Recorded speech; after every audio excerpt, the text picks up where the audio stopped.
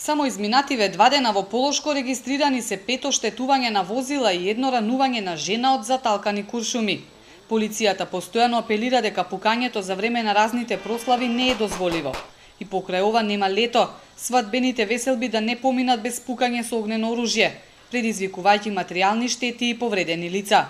СВР Тетово подсетува дека за овие нарушувања следуваат и казни.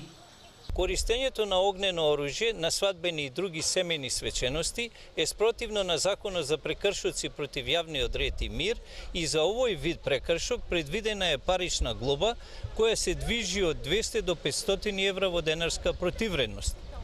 Зависно од околностите и крајните последици, меѓутоа, може да представува и кривично дело за кое законодавецот предвидел и казна затвор од 1 до 5, односно 10 години.